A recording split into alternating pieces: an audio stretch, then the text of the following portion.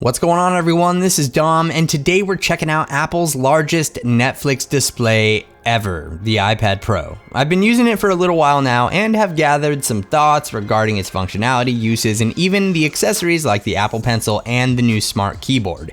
Is it all worth the hype? Well, let's go ahead and find out. I detailed the iPad Pro in my unboxing video recently, and if you want to check that out, I'll leave a link below for you. But because of this, we're not getting too in-depth with the specifications or anything. First off, this is an iPad. The word Pro may be in its name, but that's nothing more than a marketing gimmick. It's a bigger iPad Air with a few changes. The display measures 12.9 inches diagonally, and it's seriously massive, like shockingly large. But by itself, it's no more of an iPad than any other model. Make no mistake though, this iPad is fast, and the 4GB of RAM and A9X processor packed in really help out in that department. It also features a total of 4 speakers with 2 on each end, and they sound pretty nice as well, which is huge for anyone looking for a solid media experience. There's also a 1.2 megapixel front-facing camera for video calls, and around the back side there's an 8 megapixel camera, but ain't nobody got time for that. Of course, it's running iOS 9, and with that you're getting all of the multitasking features available, like running 2 apps at once. But because of the large display and the resolution of 2732 by 2048, you aren't compromising app real estate, as the iPad Pro can run 2 full-size apps in portrait mode side by side, which is definitely nice. So there's a good advantage to the screen size here, but then again, you could easily do this on a MacBook. What really makes the iPad Pro stand out, and well,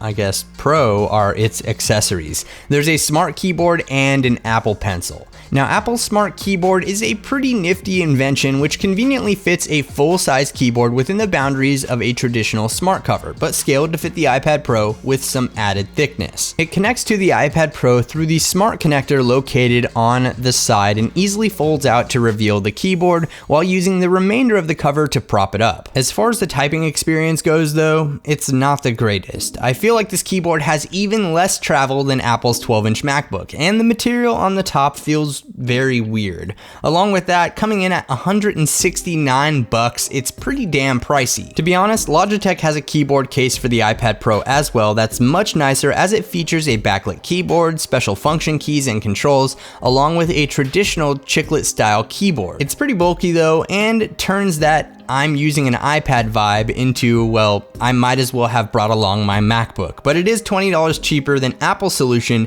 and offers much more, and I'll leave a link below for it if you want to check it out. The good news is that neither of these keyboards are battery powered, so no charging is required. All power is provided by the iPad's smart connector, which is pretty cool. Moving along, next we have the Apple Pencil. Now let's be clear, I'm far from an artist, so this accessory may not be specifically for me. That being said, it is pretty cool, has nice weight to it, much like one of those fancy pens, and a glossy finish with a hard plastic rubbery tip on the end that can be replaced when it wears over time. And it also comes with a single replacement tip in the box. Now, of course, you'll have to buy the Apple Pencil separately, because why would they include it, right? But it pairs up with the iPad Pro through the Lightning port, which is also how you'll awkwardly charge it. Yeah, accident waiting to happen. Also, to reveal that Lightning connector, you'll be removing the small cap at the top of it, which is secured with a magnet, but I won't be surprised if you see a lot of capless Apple Pencils in the wild over the next year. There's basically zero latency when using it to draw though, and depending on the angle it's used at, it will change the width of the stroke from the brush or tool that you're using in a compatible app. Like I said, the charging method is an accident waiting to happen. It's absolutely stupid, but at least the $99 you spend on the Apple Pencil will get you an adapter that allows charging with a standard Lightning cable. And according to Apple, the Pencil will last you up to 12 hours on its battery, and with a quick 15-second charge, you can get up to 30 minutes of use.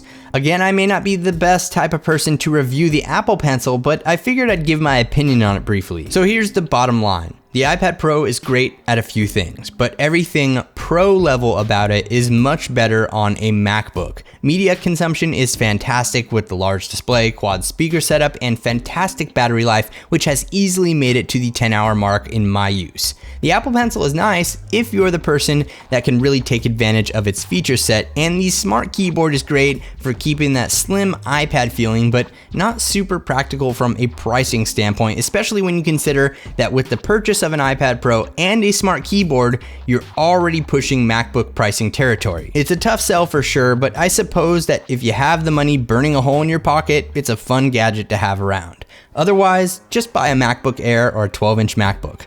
It's still an iPad at the end of the day, remember that, and it's definitely not one for pros unless you're a pro artist who will pay an extra $100 for the Apple Pencil. Otherwise, it's just a giant expensive iPad. So let me know what you think about the iPad Pro in the comments section below, and if you enjoyed this video, feel free to leave it a thumbs up. Also subscribe for more reviews like this in the future. Thanks again for watching everyone. This is Dom, and I'll catch you in the next video.